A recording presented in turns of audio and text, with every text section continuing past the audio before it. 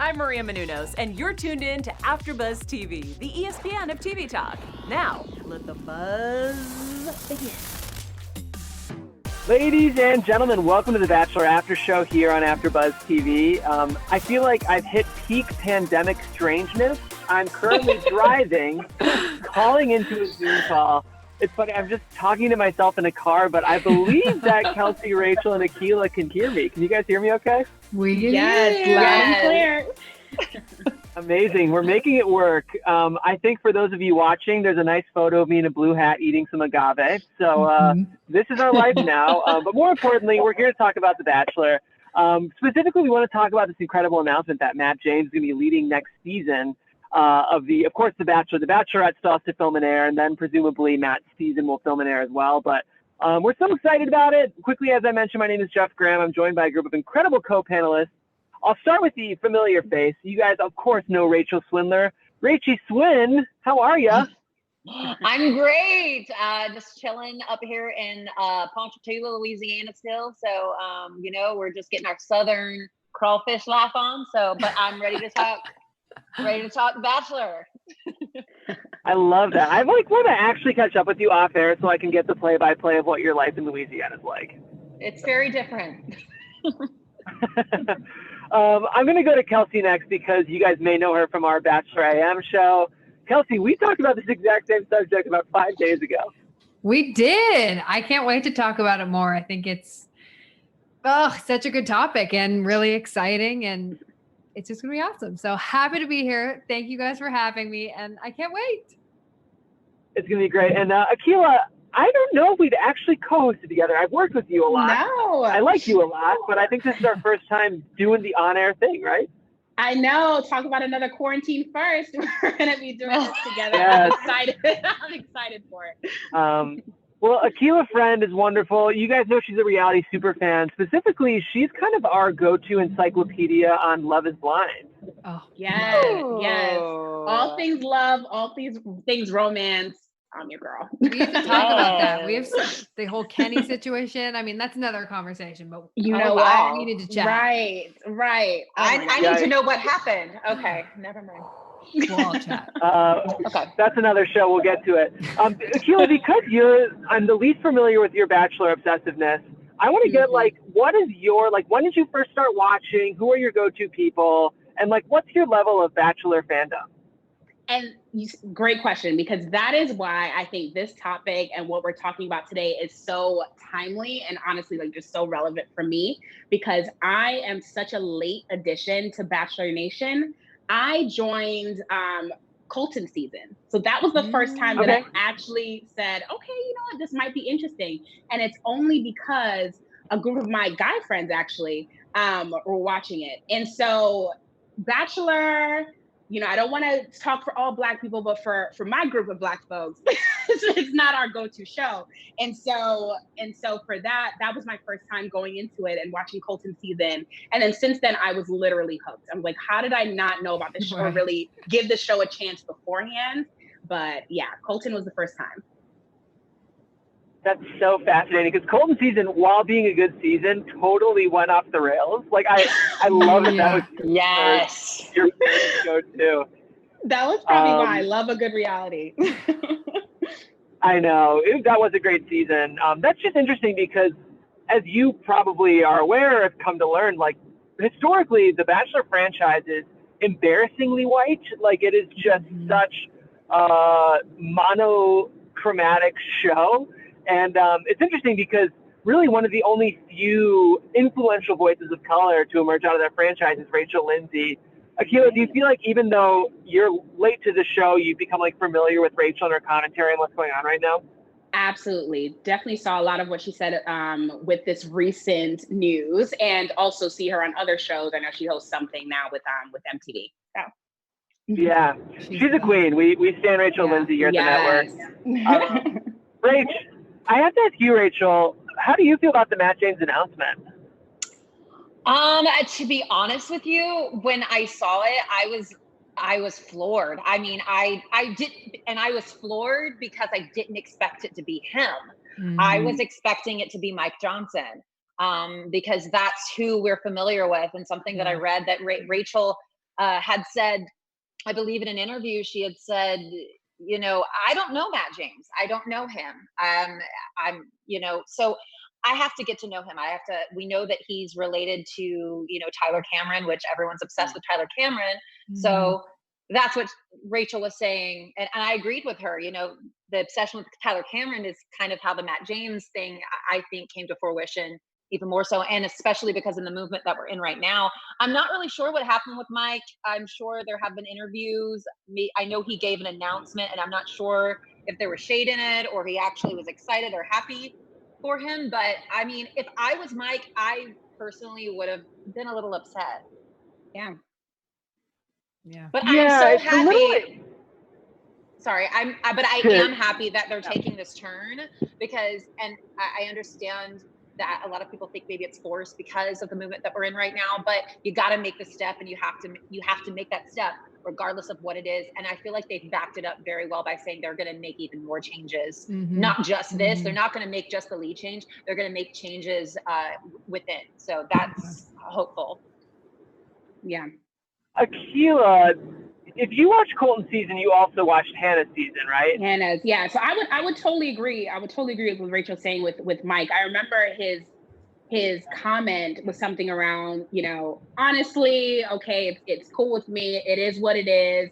And I'm not going to think of myself as less of a great person because the executives didn't choose me. So it makes me think like he was right up there getting the same calls, same interviews, and they were deciding between the two. And I'm honestly very surprised too, because Mike was, you know, he was so charming, is so charming. He ended up in doing the Bachelors in Paradise afterwards too. And so we just kept getting more familiar with him. And I think if this was their MO post Black Lives Matter and trying to do more diversified content, then that would have been my knee-jerk reaction. But perhaps they didn't do it because we kind of already seen him in so many romantic relationships, or at least pursuits. So it's probably, we already kind of in a sense know his type. Yeah, that's a fair point. And Kelsey, I'd love to hear your thoughts because, like, I don't know if you guys remember, but a lot of the Mike Johnson stuff, I felt like the court of public opinion sort of shifted on him when he kind of got tied up with Demi Lovato. Yeah. And did you guys follow that story pretty closely? Yes and no. I remember, and it was kind of in the same vein as Mike and Demi, and then Tyler and Gigi, right? Yeah. And it was kind of this first time that all of us were like, whoa, reality can mix with real world. They can go out of Bachelor Nation and actually be real humans. It was so wild because we hadn't really seen that yet. So I agree with you, Jeff. And I remember you saying that to me because I was floored. I was super happy for Matt, but I was like, why not Mike? And you had made that point, and I was like, oh, you know, that's a great point. And I also think, and I'm hoping that with Matt, they start, like, because he wasn't a part of this franchise, they are kind of like leaving things in the past. You know, it's a whole new leaf that they're turning. He's not. That's a great point. You know, it's like, besides being tied to Tyler and Hannah, it's like, all right, well, he's new, he's different, he hasn't been a part of this, so let's make some real changes because he has no idea what's gone on before. So that's what I'm hoping. I actually really like that point. I mean, Akilah, do you think like maybe they thought like the best way to sort of rewrite this show is just clean break, new face, start fresh kind of thing? I think so, but I also go back to Rachel's point too about the timing of it all, because part of me, it's like, it's great. I think this is something that people have been in some sense asking for a long time, just some sort of change or some sort of, you know, more of a diversified cast, but to have it right now, it kind of seems like, I mean, first of all, it is what it is. This is the timing that we're all in life, but it seems like almost a Band-Aid to the actual problem. Like we're looking, it's kind of like society is asking us to look over there when we're like, no, we see the problem is right in front of us. Like you're asking us to do so many other things or focus on so many other issues that are not as important, and to lose sight of the actual prize. So, but it's like, you know, that's how I feel on one end, and on the other end, and I'm like, you know, these are the studios. They're doing what they can in the space that they're in to try to change, you know, society. And I think part of it is just kind of seeing different folks on TV. So I it's think good time. I think that's a really, yeah, go ahead, Rach. Sorry, I just because I'm covering AGT right now, and we talked about the whole Gabrielle Union situation that's going on right now, and how she got fired after 1 year, and there was a lot of racial slurs and stuff thrown around. Performances, they were telling her that her hair wasn't correct on film, or on TV. So there was a lot of stuff in the inner works that was really affecting how the shows ran. From what it seems to me, there haven't been really any allegations against the inner workings of or ABC going on. So I think that that's something that we can hold in high regard for ABC, that at least like no scandalous type of reports have come out recently where Mike Johnson's like, I was treated this way, or Rachel Lindsay, or anybody that's been a person of color in the Bachelor franchise. So I think that's a good thing to note. So I think that they have good people in there. Now they just got to bring in more diversity to make it even better. And I think, Rach, too, that's a great point. And it's been interesting in some of the people that I've talked to.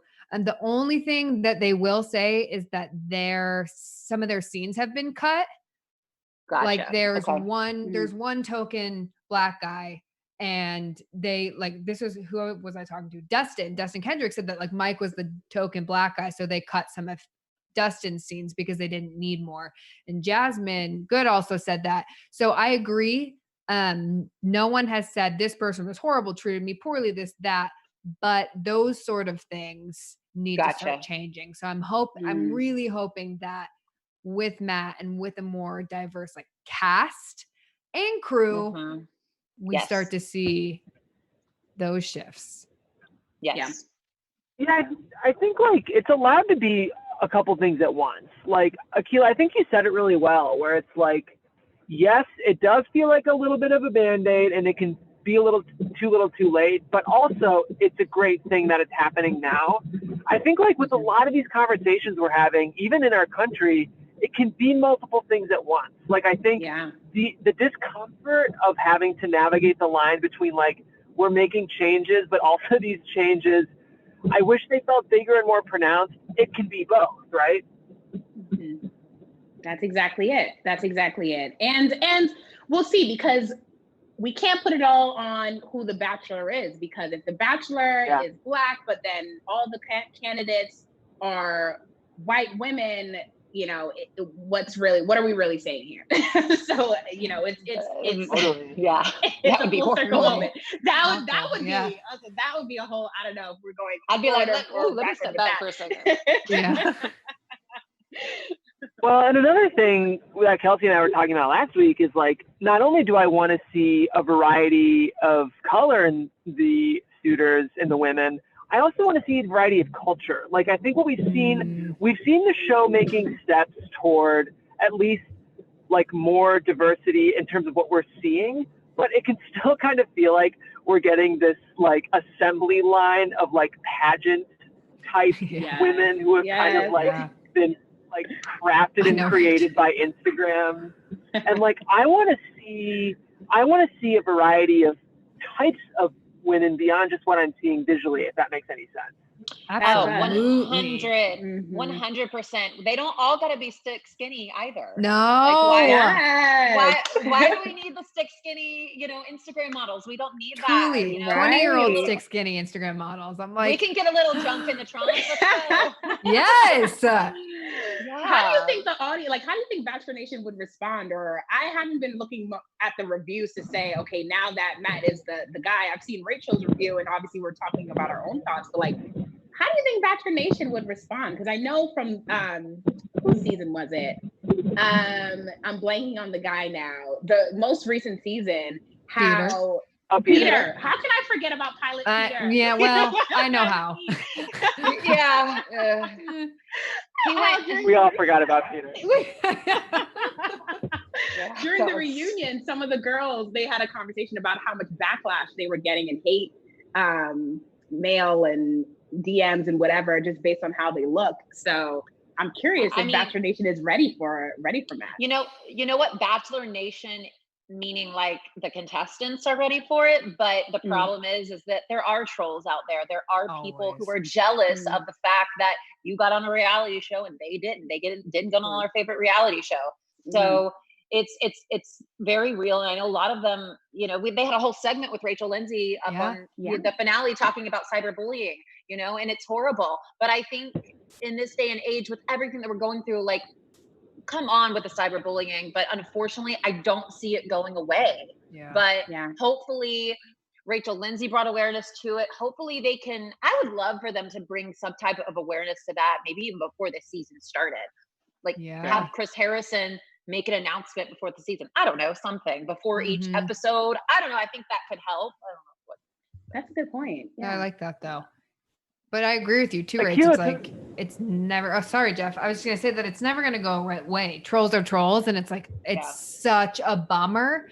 But I was talking to someone about this earlier that I'm hoping, I mean, the ratings were down on Rachel's season because people weren't used to it. And because there is a certain following with The Bachelor because of what the Bachelor franchise is. It's like, it has been like this predominantly white, like whitewashed sort of thing. So of course those are the type of people they're going to draw, but it's like, you got to give it time. If you have Rachel and you just like kind of keep on that and keep consistent with these, like changing these things, you're going to build a different following. And it's eventually, hopefully eventually be this positive group of people who are like, we want to see diversity. Yeah, we want to see diversity in all regards. So that's what I hope. I don't know. Yeah. Well, and I think, like, if we want to look at Netflix, I feel like that's what they've been doing. I mean, Akilah, you're a Love is Blind guru, but that Netflix has sort of taken over this space. It's like one of the biggest, like, pop culture surprises for me of this year is watching with Too Hot to Handle, The Circle, and Love is Blind. Like, I think all four of us have watched all three of those shows, and I think those shows are proving that people would embrace a little more variety amongst the cast if The Bachelor goes that way. Yeah. Jeff, that's such a good point. Yeah, that was a great point. There was a lot of diversity in both of those casts. Yes. And it worked even for the folks in the cast. It's like, it's still working. So yeah. I totally. Lauren and Cameron are Yeah. Oh, they're the best. Yeah. One thing I am nervous about, and I'm interested to hear what you guys predict, The Bachelor has a tendency to really oversimplify complicated issues or really overproduce, like, the hook of the season. So, of course, when it was Colton, it was like, he's a virgin. And when it was Peter, it was like, he's the windmill pilot. Look how much sex he had with Hannah. I am already cringing to think of how tone deaf ABC could be with Matt James when they market this season. That's a great point. You know what? That is so good. I mean, but we don't really know him. So again, that's a good point that they could just let it be as it is. We don't know what he did in a windmill or a golf course or or whatever. So, so I mean, I think this could be a good thing. Yeah, they're gonna have to have a balance because they can't completely ignore it because it is an elephant in the room considering, like, it's never been done before.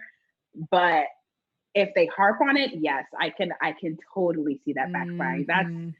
That's I mean, he just got to do something scandalous before the time, and we'll all go lean on that. He better not. What he does like the ABC food tours, right? Yeah, that's his. Yeah. Okay, that's with like Tyler, his main. I think, with Tyler, that's his main thing. I'm hoping. Yeah, no, it is, and I'm hoping that this will kind of be, I don't know, helped by if ABC is hiring more of a diverse crew as well as cast, so that crew can be like, hi, no, we're not like, come be sensitive to that, be sensitive to this. And I think that would be really smart on their end to do so and to hire some sort of consultant, if not the cast. Yeah. That's true. Definitely. Now, I have a question for everyone here. First of all, Rachel, I'm trying to remember, did we cover Hannah's season together? Wait, I don't think so. No, Pilot Pete was my first season. I did one episode with you guys on Hannah. Yeah. Okay, so I need to ask, it's funny, I got in trouble on the panel because I thought Tyler Cameron was pretty boring.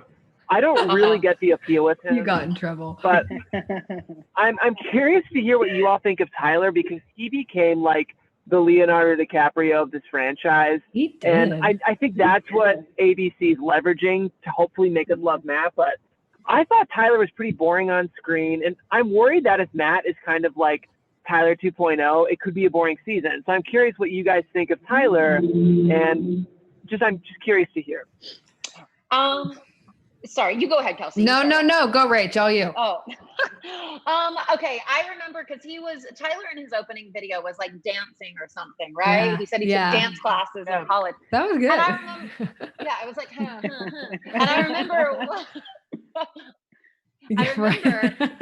when I saw that, I said to myself, okay, I like that, showing a little bit of personality, a little bit of sense of humor, But I will say, I agree with you that his, he got a little boring for me, a little too perfect, all-American, kind of the quarterback of the high school team type of guy. And I wanted him, I like my guys goofy, okay? I want my guys to be goofy as hell. Right. So I would have liked to see more of that clip of him dancing when he took a dance class in college. I wanted to see more of that Tyler.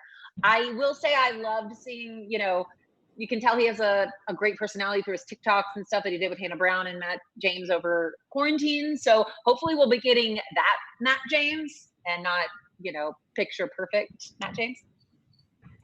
Totally 100% echo that. Yes. Because it's like, and I always just go back to like how they cut it, right?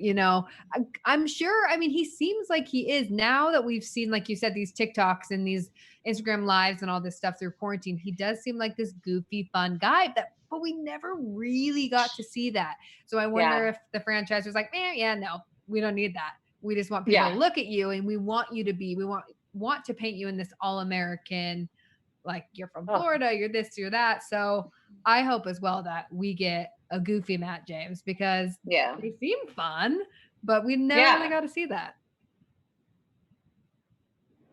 Yeah. I hope ABC runs a special before the season for us to get to know him. Ooh. That would be a great idea. Ooh, that is such a good idea. Yeah.